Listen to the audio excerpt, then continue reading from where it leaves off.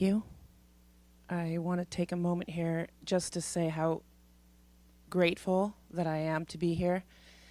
This is the first time I've ever in my whole life been with only women. And I'm a very sensitized person. I don't watch TV, I don't Facebook, I don't have a microwave, I don't, I do live my truth, and I have a wonderful life, and I feel so safe right now, but yet so afraid to public speak, and I'm just being my truth with you right now.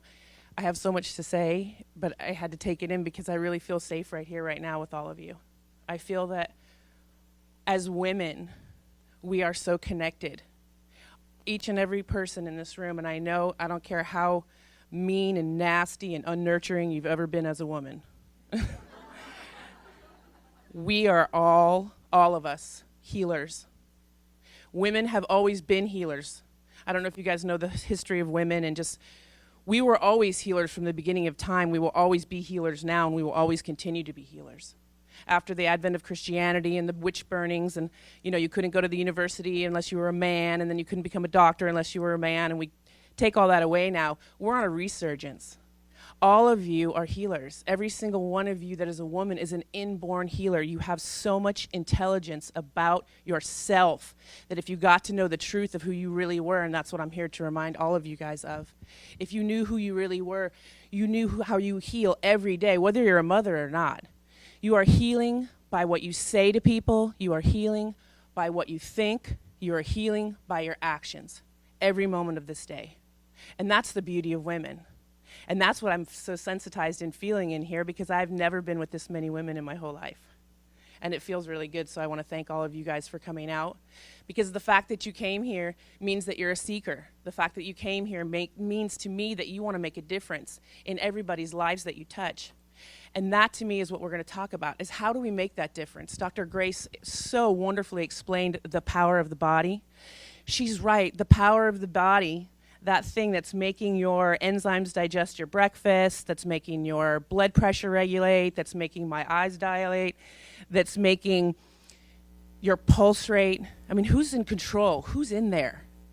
Whether you believe in God or not, what is making my heart pump 20 gallons of blood today? What's doing that? Who's doing that? Who's orchestrating that? Okay, that's the universal intelligence that Dr. Grace was talking about. We all have it. It's our birthright to be healthy. It's our birthright to shine. If I shine right now, what am I secretly doing unconsciously? I'm allowing everyone else in this room here to shine. If I let go of my fear right now, I am what? I'm reminding you guys, and you guys are secretly, unconsciously letting go of your fear. Because for me to let go of my fear is to give you permission to do the same. And when we think about beauty, and we think about we want to be beautiful women, we want to be empowered women, we want to change the whole paradigm shift that's going on right now. I don't mean beautiful like beauty. This is not Kerry Keiser. This is not me. This is a package I came in. I had nothing to do with it, really. I put on some lip gloss and some mascara and I got here. But this isn't me. See, all the Botox, all the Restylane, all the boob jobs, everything that we do from outside in. Come on, ladies, let's face it. We are at a time. If I see one more person like this walking around, I don't even know what I'm going to do. These aren't my people. These aren't my sisters. They're so, it's like I'm insecure. And it's driving me, I don't know if it's driving you guys crazy, but I'm like, what's going on? We're so beautiful just the way we are. Isn't that what we teach our kids? Where do our kids all of a sudden go, oh my God, look at my hair? They get that from everything outside in, right? So if you are truthful, just truthful, and you know your truth, and you're authentic, you are so beautiful to me. That's inner beauty. And that's what we see when we see people. We see their inner beauty. We see their soul. We are souls. We are not physical beings. This is a meat suit that I happen to get this time around, And next time around, I want to come back as a woman, though. I'm very happy to be a woman. We're not going to go there because I love men too. And when Dr. Grace was talking about health, here's the message she's really trying to get to you guys at a deeper level, okay? We cannot right now on the planet afford not to be healthy. And I really mean this. This is a healthcare in America is a $2 trillion industry. $2 trillion. Half the people in this room are on some type of pharmaceutical drug. Okay, and I don't mean the pharmaceutical guys are the bad guys. They're a money-making machine that makes more money and more money. They're trying to get little teeny kids on pills now so that they have a whole lifetime of being on pills. This is about money. This isn't saying doctors are bad. They're great people. Pharmaceutical reps, they're great people. But they're supporting something that's not the truth. It's really important that you get this. Because the truth is your body is so brilliant. Your nervous system, your autonomic nervous system, your parasympathetic, your sympathetic, your fight or flight, your calming down, always working for you. And that is a birthright. You also have an emotional, what did Dr. Grace say? There's 3 stresses: emotional, physical, chemical. Your body's brilliant chemically, beyond measure. Your body's brilliant emotionally and physically. I have a guru named Judd who, you ever get a question or something that you really can't answer in your emotional body? You know, should I leave this jerk? Do I move to California? What do you do? And he used to teach me, and I have no pockets, hang on. I can do this with women. I pull a quarter out of my boob. There's a sandwich in there, right, Christine? He used to teach me and to hold a space where, okay, heads, I go to chiropractic school. Tails, I go to law school. And what you're looking for in this exercise, and I want you guys to have this as a takeaway, what you're looking for in the exercise is that nanosecond of how you feel when it goes. So it's, what was it? Heads, I go to chiropractic school. It's tails, I went, see? That little nanosecond, it either is going to say, yes, or it's going to say, ooh. And that's what, I can't put this back. Here, this is your quarter. That's the nanosecond. That's that little emotional voice that we're looking for. So that's an exercise that I just encourage you guys to do. I do it all the time. And your innate is always talking to you. The problem with women, this is what I think the problem that we're all going through, is we don't listen to our emotional body.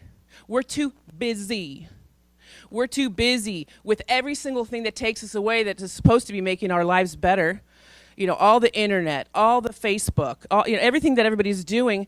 What do we do when our emotional body is trying to talk to us? Because in order to be healthy, we have to be emotionally healthy. Does everyone get that?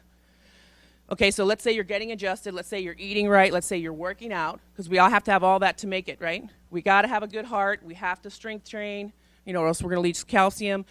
We have to get our spines and our structures aligned. So many people don't know that because they just haven't been educated about it. And we have to not have more chemicals in our body. I mean, there's 80,000 pollutants just in the universe. I mean, how do we get away from chemicals? And I'm so glad that Dr. Grace had brought up everything about the products. I mean, you cut tomatoes and there's antibiotics in tomatoes. I mean, if you have to make a real conscious decision right now that if you're going to live chemically free, not just not popping pills, you got to really be out there on the forefront looking at what you put into your body. Does everyone understand that? So the reason why we really can't, as women, afford to be sick or to get sick, how are we going to be the change that we're trying to do when we're not healthy? If I was not healthy right now, how could I be talking to you about health? It's your job to remind everyone of what? What are we really here as women to do? And I love this, Marianne Williamson said, we're here to midwife the perfection in each other. Isn't that beautiful?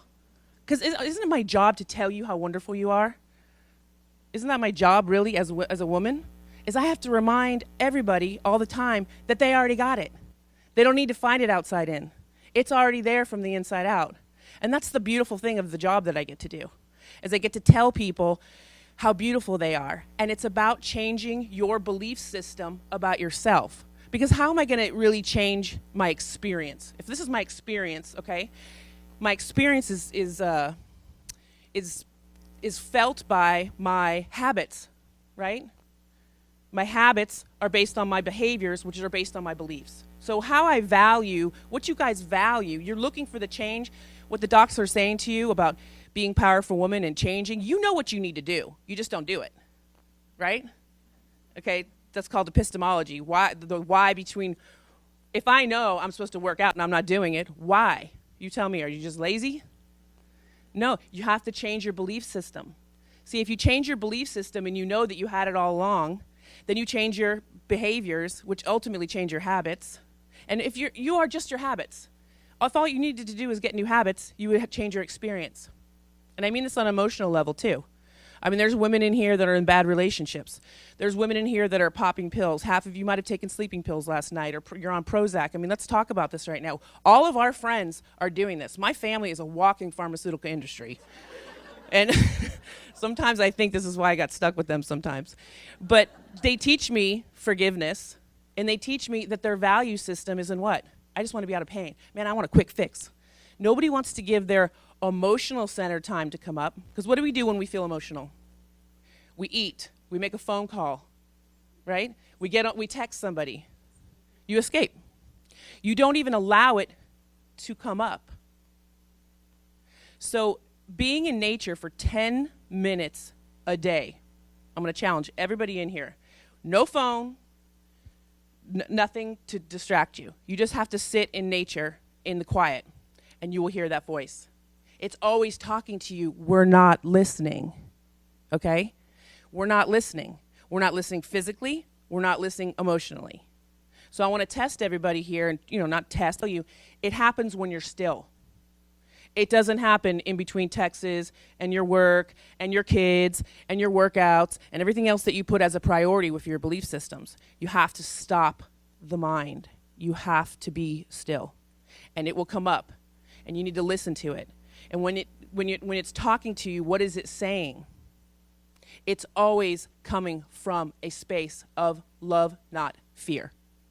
We're divided. The ego is all fear-based thinking. We were talking about healthy thinking with Dr. Grace. This is all love-based thinking. The shift, the miracle that we're looking for is which mind is running the show. When I wake up in the mirror and I say, my God, I am so old. Fear, wrong mind. Wrong mind, right? When I look at you and I say, my God, I'm so jealous of that outfit. Wrong mind, fear. We all do this. We're women. This is what women do. This is what drives me crazy about women. But love-based thinking is always easy to check out, because if I truly have compassion for you, what do I want? What does the Dalai Lama say the definition of compassion is? I want you to end your suffering. And that's compassion. And that's vibrating at a really good frequency. Shame, guilt, the things that we've been talking about, super low frequency, really low frequency. And water seeks its own level, right? We know this in chemistry. So every situation that you guys are in right now, you created. I do not support victims, nor do I believe any of us should support victims. We are in the driver's seat. This is my life. I am fully responsible for it. It's not my parents' fault. It's not my husband's fault. It's not my genetic makeup, thank God. Okay, I mean, really, we're not our genes. We think we're our genes. If I had more time, I'd get into all the genetic research that shows you that we're not our genes. We have neuroplasticity. Does anyone know what that means in the quantum world? We can change our thought processes any moment. It's a habit. If you're a victim and you're sitting in this room, you have habitually talked yourself into that role. I'm just here to tell you. You can get out of that role. You can change it. You just have to shift your perception. And I've been told I need to stop talking now. And what's funny is that I didn't know what I was going to say when I got up here, and I have so much more to say. But I really appreciate you guys for supporting me and not judging me getting up here. This is the first time I've ever public spoke. And thank you. Thank you. I tried to find a lot of reasons not to come. But Leslie and Dr. Hicks are just two of my gurus in my profession, because they get up every day and they take a stand. And they take a stand. They say, this is what I'm doing, and I couldn't let them down, so I came. Okay, thank you. Thank you.